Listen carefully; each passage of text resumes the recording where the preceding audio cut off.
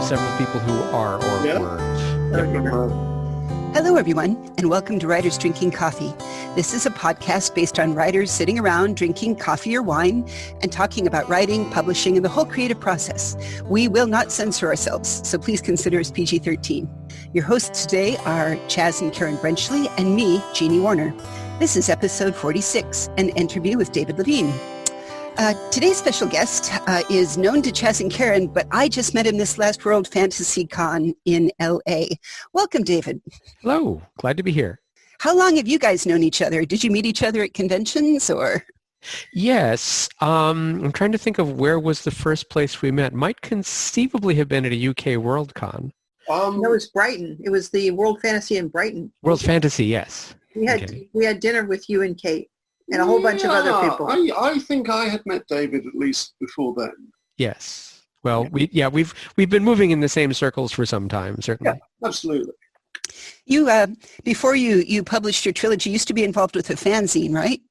Yes. My wife and I did a fanzine called Bento. It was a little pocket-sized zine, a quarter sheet of paper, a folded down the quarter the size of an 8.5 by 11. We did about one issue a year for 25 years, long time. And it was just our little personal zine of whatever was on our mind at the moment. We basically did one each year for the Worldcon and just handed it out to our fanzine friends. Neat. Is that your first, how you got started in writing, or where did you get started in all of this? What are your mythic origin stories? My mythic origins, in the misty vastness of time, I, like a lot of science fiction writers, have been writing since I was wee. I have in a box, which is actually sitting just at my left hand right now, a bunch of my juvenilia, including a science fiction novel that I wrote in fourth grade. That's definitely not the first thing I wrote, but it was the longest. And I wrote stories for my English classes in grade school and middle school and high school and college. College, I was going to say pause for a second because we are dying to know the topic of the fourth grade novel. Yes. It's space opera, and it's about a group of people who have gone out on an exploratory mission, and they find a civilization where they find a planet where the civilization has died out, and the only remaining people on the planet are a few aliens who have been in suspended animation for thousands of years. Awesome. How long is it? Two spiral notebooks full. Ooh, wow. That is like dedication to the craft at a very young age. Good for you. Yeah, fourth grade, in an almost unreadable, minuscule all caps font, which is how I write. Wow. Well, I am impressed because the very first novel I attempted, I was in the third grade. I got about 2 paragraphs in, and I said, I don't really know how to write a novel, and just stuck to poetry for the next 4 or 5 years. Okay. We have talked a little bit about how a lot of people start with poetry being their dark, dirty secret. Did you write a lot of poetry? Not at all. No, I've never been a poet. poet. You are breaking the mold. Yes. Well, I've never been a poet. And really, I don't have a lot of embarrassing juvenilia. I mean, there are definitely some pacing and characterization issues, but for fourth grade, it's not bad. But I never wrote I never wrote embarrassing fanfic or erotica written from the perspective of somebody who had never had sex. So there's plenty of really embarrassing juvenilia out there, but my juvenilia is not particularly embarrassing, actually. Well, what happened when you got to college? Did that change? So when I got to college, I took a science fiction course, and actually we had Algis Budrus came in and gave us a guest lecture one day. He lived in town, people. I'm sorry. Where did you go to college? Washington University in St. Louis. Ah. And a lot of people said, this stuff is pretty good, you should submit it.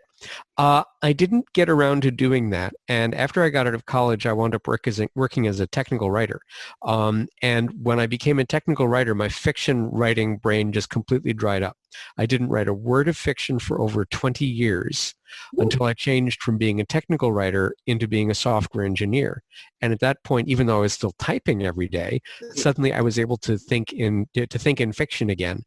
So what happened is that I had 20 years of experience in writing professionally, which meant that all of those skills about formulating sentences and how to punctuate and spell and grammar and paragraphing and how to write to an outline and how to write to deadline, all of those writing skills I had honed for 20 years. And then when I finally started to be able to write fiction again, I added the skills of being a fiction writer to the skills of being a nonfiction writer. And I wouldn't recommend this. I wouldn't recommend this as a way of learning to write, but I think it worked pretty well for me. Well, I don't think anyone actually recommends the way they it's always skewy one way or another. So Well, did you sort of invest in courses and things, or did you just learn by doing? I went to Clarion West. Oh. When I was, I started being able to write again in 98, and I wrote like 2 or 3 stories, and I decided that I had a sabbatical coming up. I worked for Intel. You get a sabbatical every 7 years, and I had a sabbatical coming up, and I told my wife, to her great surprise, that I wanted to spend my sabbatical at Clarion. In order to be sure that I got in, I applied to Clarion West, and Odyssey. And I actually was accepted at all 3, and I decided to go to Clarion West because I would rather spend the summer in Seattle than in East Lansing. I believe that is probably a sensible decision.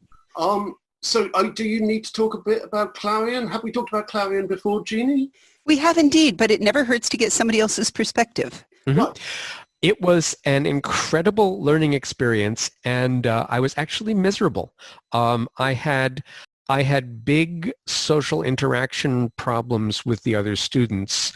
A big part of the problem is I had just come out of a job that was extremely difficult for me. I spent a year as a manager, and it was absolutely the worst year of my professional life. I was not cut out for management. I hated it, and I don't feel I did a very good job. So I stopped that job, went off to Clarion, and came back to be an individual contributor again. And I was much happier in my job. So I was really unhappy in my job. I was desperate to be loved. I really, really needed people to accept and love me. And it was one of those situations where the harder you try, the worse it gets. Yeah. So I had bad interactions with my fellow students, and I am certainly to blame in that as much as anybody. But so apart from the fact that I was absolutely miserable, I learned so much. It was a fantastic learning experience, and I had some excellent instructors. Yeah, I was just going to ask. I mean, it's 6 weeks of very intensive interaction, isn't it? Yeah, I was averaging 4 hours of sleep a night. Right. Yeah. So who were your tutors? Let's see. Man, it's been 20 years. I used to be able to just rattle them off. We've got, I know for sure I had Candace Jane Dorsey and Pat Murphy, and Jeff Ryman. Oh, yeah, he's great. He's a fabulous human being. He's such. I mean, he's my oldest friend in the entire sort of SF community. And I just, I've known him 30 odd years. He is an absolute sweetie. And David Hartwell was the editor, and Carol Emschwiller. And then on the first week we had John Crowley. Oh, wow. And he was co-teaching with Paul Park. Okay. All right. Yeah. Now it's not I'm very happy. I'm very happy with the team that I got, and I learned so much in so many different ways from all of them. It seems to me that in more recent days, not only has the teaching staff become a lot more diverse, but also there are just bigger names right now. Like there was nobody when I went to Clarion West in 2000, there wasn't anybody in the field whose name was as big as George R. R. Martin or Neil Gaiman is today. Yeah. The biggest name, I think, on any I mean, when I was at Clarion West, at Clarion East, they had Time considered as a helix of semi-precious stones. Delaney. Yeah, Delaney. They had Delaney, and Delaney was fierce. He was extremely hard on them. At the time, Delaney was known for going around at the end of his week and saying, "You're going to make it. You aren't going to make it. You aren't going to make it. You're going to make it." He doesn't do that anymore. That sounds like what they do at law school. Look to your left, look to your right. One of these people is going to be gone at the end of a year. Yeah, but he was literally telling individual students whether or not, in his opinion, they were going to make it, telling them in class. So yeah, no, he was kind of a harsh instructor. So I was in some ways, I regretted not having had him as an instructor, and in other ways, I was glad not to. Well, you could have had Harlan. So, in fact, because the story is one of his students, he tore apart her story and, said she was shit and go, rip your head off and die, and was just horrible to her. So was that Connie Willis? I don't remember her name. I think she only sold one story. She went home, wrote, "Fuck you, Harlan Ellison," put it on a piece of paper above her typewriter, wrote a story, turned it in the next day, and he said, "Oh, can I buy this for the next Dangerous Visions?" So, and it's still unpublished. No, the next one, not the last one, the next one. Okay. Again, Dangerous Visions, yes. Yeah, okay. It's in there. That's how I know about it, because I read the book, so...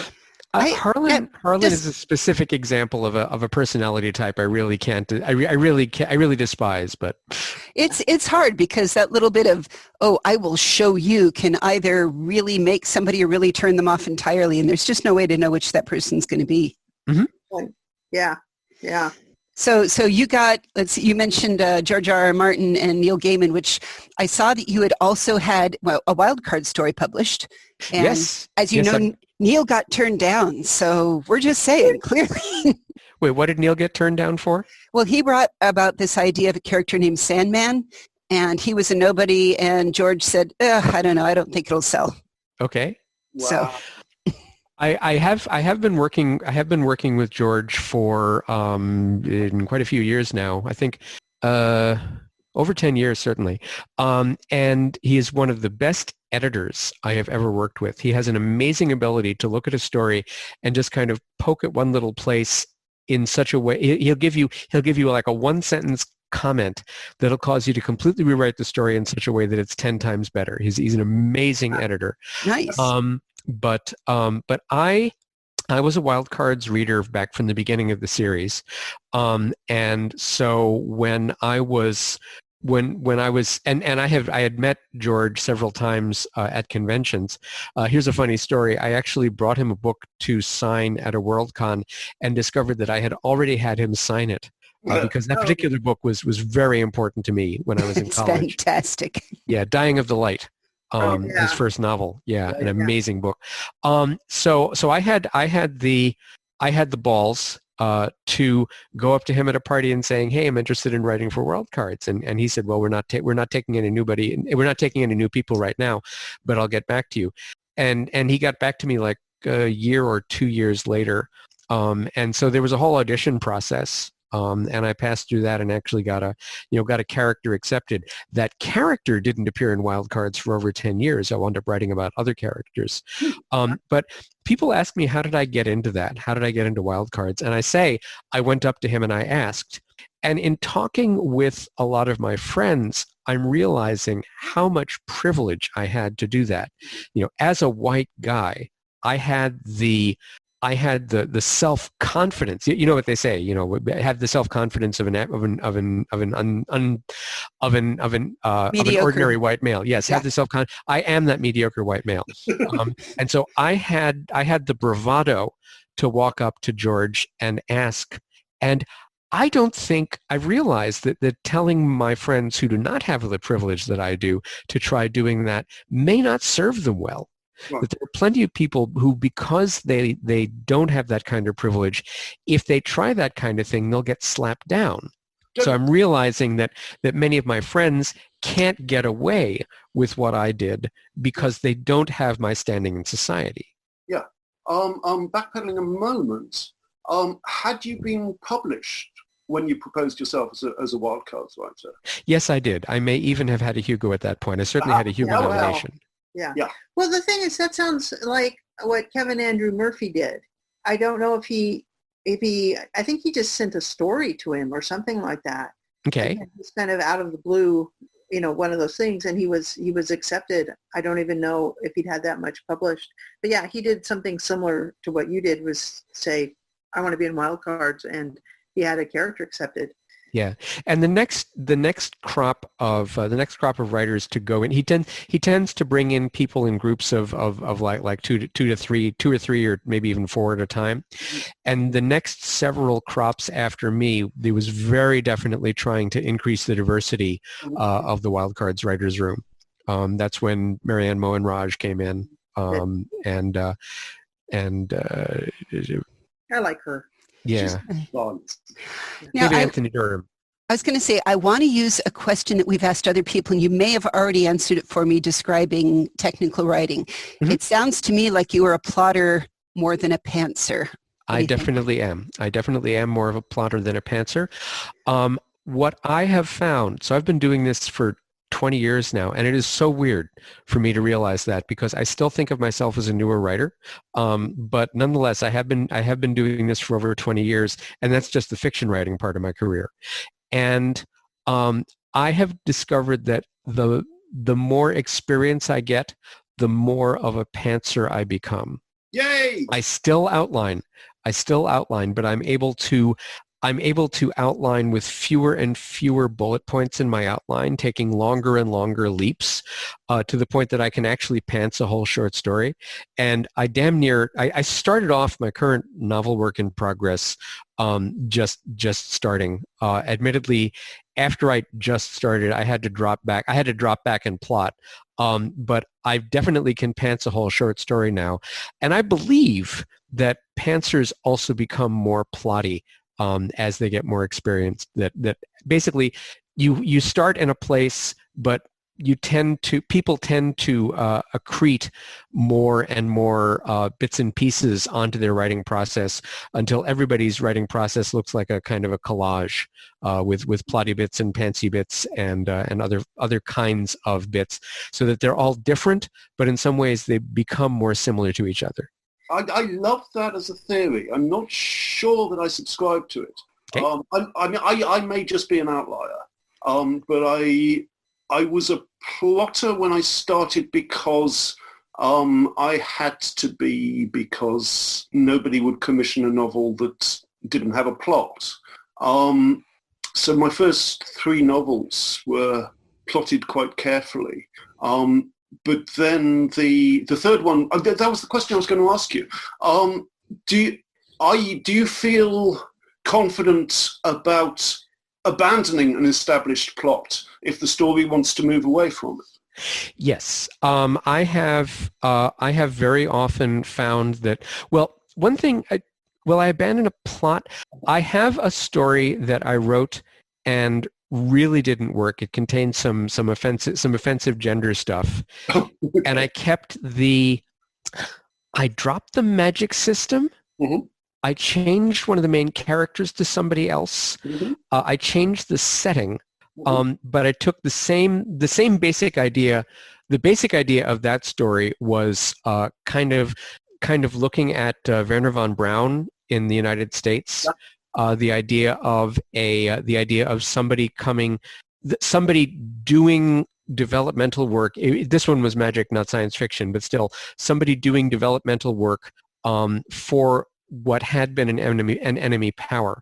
And so this is somebody who has complicated allegiances. And in this particular case, I had my main character, his wife, who was an equally accomplished magician, was doing the same thing he was for the enemy power, because they'd both been captured by 2 different enemy powers. Right. And so I dropped almost everything and built an entirely new story with a new magic system and a different relationship between the main characters.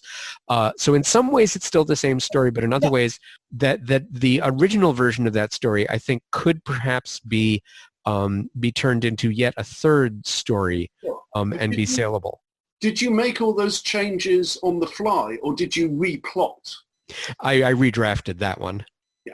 So I have a question. Do you think the time you spent actually writing software affects whether you are a pantser or a plotter?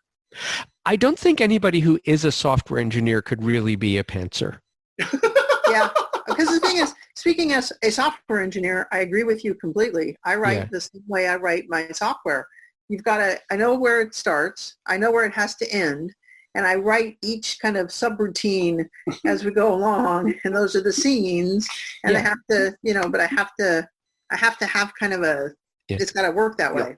I mean, absolutes, I don't like to use absolutes, but I think it's fair to say that if you have the kind of brain that makes you a good software engineer, that brain is not going to be happy with trying to write as a pantser. Yeah. Oh, I don't know. Every once in a while, I have these Technicolor 3-hour dreams, and then I wake up and just start writing them, and there you are. It was a novel because I watched it. It was like a movie. It's still a plot. You just didn't come up with it consciously. That's true. Yeah. Yeah. Whereas I think, a pantser and a discovery writer are not exactly the same thing, but they have a lot in common. That pantsers tend to only see as far ahead as their headlights, that they don't generally have a roadmap. I thought that was a discovery writer. Mm-hmm. The seeing as far as your headlights is a discovery writer, you're saying? Yeah. We're getting, there's more than two. Oh my God, I can't keep them straight. Sorry. Well, I'm a total pantser. If you give me a title and a first line, then I'm happy. Oh, first lines are hard, though. Well, the first lines are fun. Yeah. That's where the story comes from. Yeah. It leaps out of that initial movement. Yeah, I very often will indeed start with the first line and have an ending in mind. Yeah. And I can't proceed unless I have an ending in mind, which is not to say that that's always where I wind up. No, absolutely. Yeah, absolutely. And also that first line. Okay, so my story, Charlie the Purple Giraffe, was acting strangely. That was the first line. And the problem is that as the story grew, it no longer made sense as a first line. So I changed it to the title so I didn't have to get rid of it completely. So all of these things you kind of flirted around with one way or another. Tell me what you think about the relationship between the story, the plot, and then add the narrative in there. Okay, very, very briefly. This is an idea that I've been noodling on for some time, and I'm not really sure if it has any predictive value, but a story I think of as a bunch of colored beads hanging in four-dimensional space. Okay, and these beads could be characters, they could be incidents, they could be settings. Like, think about the story of Hamlet. It has the to be or not to be speech. That's a bead. It has the murder of Hamlet's father. That's a bead. It has the sword fight between Hamlet and Laertes. It's got the play is the thing, and then you have the play itself. Okay, so you recognize that all of these things, as I'm talking about them, are components of the story Hamlet, but I've just given them to you in random order. Those are the beads just sort of hanging in space. Okay. Now, each of these beads has a relationship in 4 space to all the other beads. For example, in 3 space, you can imagine that the scene with Hamlet confronting his mother takes place upstairs from the sword fight, but like several days earlier. Okay, so that's what I mean about things having a relationship to each other in 4-dimensional space. That some things happen at the same time at the same place. For example, the Hamlet is talking with I forget who he's talking with right before he stabs Polonius. Okay, and the conversation Gertrude. Thank you. So Hamlet is talking with Gertrude, and then he stabs Polonius, and those are 2 different incidents that happen in the same place at slightly separated times. Whereas there may be other incidents that happen at the same time in different places. Okay, so now you've got all these incidents. They're sort of hanging in space. And now you take, imagine that each one is not just a gem, but a bead. And you take a string and you thread it through those beads in plot order. Okay. Now, the thing about a plot is always chronological, because the thing about a plot is that it has to do with this happened because that. Fairly typical thing that people say about writing is the king died and then the queen died is just a pair of incidents, but the king died and then the queen died of grief is a plot. So plot is all about this happened because that. So because of those causal connections between incidents, you can thread the different items together. Like, for example, Hamlet wouldn't have stabbed Polonius if he hadn't heard him, and Hamlet and Polonius wouldn't have hid behind the arras in the first place if Hamlet hadn't had that conversation with Ophelia. So it's not a single line. There can be branches and reconnections, but all of the incidents are connected together because of a causal relationship. And if you have incidents that are part of the story but are not connected by causal relationship to any other part of the story, then they feel extraneous and often vanish during the editing phase. And then finally, so the plot now consists of all these beads strung together in always chronological order. It has to be chronological because unless there's time travel involved, causality always goes in a forward time direction. Now you take these beads and you straighten them out, and maybe you cut some of the strings and you lay them out in one line. And the line is not necessarily chronological. You can take like a string of beads indicating a series of incidents and then put it before something that happened. You can put it after something that happened later. That's a flashback. So you take the beads which are now strung in not a single strand, and you cut them into sections of single strands, and you lay them all out in order, and that's your narrative. So things that happen. So if A happens before B, then A could come before B in the narrative, or A could come after B in the narrative. And furthermore, something that is part of the story, such as in the example of Hamlet, Hamlet's uncle murdering his father, that's part of the story, and it's at the beginning of the plot, but it doesn't appear on stage at all. It's only referred to. So the plot, so the incidents are just things hanging in space. The plot is a causal and chronological connection, and the narrative incorporates the plot, but not necessarily in chronological order. Okay, I really like that. I think probably you're stringing your beads on elastic rather than string. Yeah. Because there needs to be a certain give and stretch. Yes. And do you? It leads me to a question. Do you write linearly from beginning to end, or do you cherry pick, or do you write a lot of things and then weave them together? What do you do? My writing process writes in narrative order. Excellent. But I have the plot in chronological order in my head, or possibly in notes. Yeah. Because I think that writing in narrative order is important in the same way that I believe that the most productive way to read most series is in publication order rather than internal chronology. Yep. Yeah, absolutely. Although if you're going to watch Babylon 5 and you've never heard it before and all of your friends know it, it's okay to watch in the beginning first, I think. I'm just saying. Which episode is in the beginning? In the beginning was kind of like the 1 hour movie they did where the Alpha Centauri is talking to his wee children or grandchildren, and this is how it all began. I think they filmed it at the end. And they filmed it kind of at the end, so that made me actually want to watch the whole thing. So, okay. And the only other thing I was going to say is I love that analogy, and it made me, as you were talking, I was picturing the cloud atlas in which many things were all going on in little, those weren't really so much as a string bead necklace as one of those woven bead creations like Madeline makes. Yeah, or a wampum belt. Or a wampum belt, as you say. Many beads on many strings. Okay. Well, I didn't want to leave this before we talked about and pimped out your trilogy. And it's a trilogy, or do you have more? Arabella of Mars? Arabella of Mars is a trilogy complete in 3 books. Arabella of Mars, Arabella and the Battle of Venus, Arabella, the Traitor of Mars. I originally wrote book 1 as a standalone. But during the process of workshopping it, many of my writer friends said, the first thing they're going to ask you if you sell this is, do you have anything else in this universe? And so I sketched out, I did like a one-page outline of a book 2 and a one-paragraph sketch of a book 3, so that when I was approaching a publisher and they said, hey, we like this, do you have anything else? I was able to say, why, yes. And so I got a 3-book deal. And I would definitely recommend that if you have a book with any kind of series potential at all, that you give some thought to that. Well, the 3-volume novel was mentioned highly by Oscar Wilde in The Importance of Being Earnest. Mm-hmm. Well, it isn't a 3-volume novel. It is unlike Lord of the Rings, which is one story told in 3 volumes. Although, if you look at it internally, it's actually 6 shorter volumes. But A Song of Ice and Fire is definitely one humongous story, and God knows how many volumes it's eventually going to be.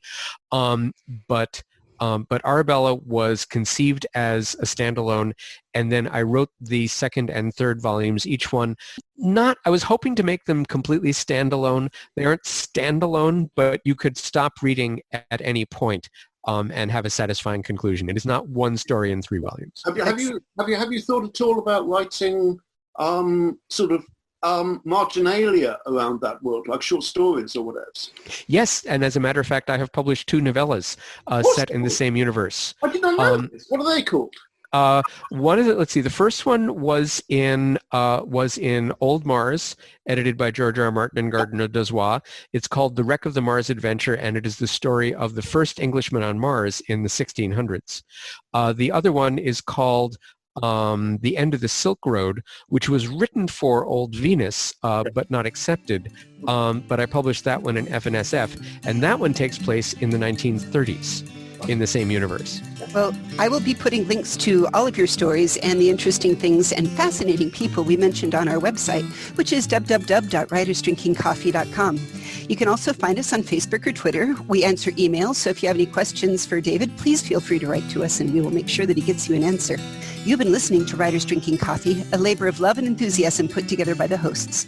Our main web support magic is brought to you by Deirdre McAfee-Schween, and our sound engineer and backup web spider is David Welsh.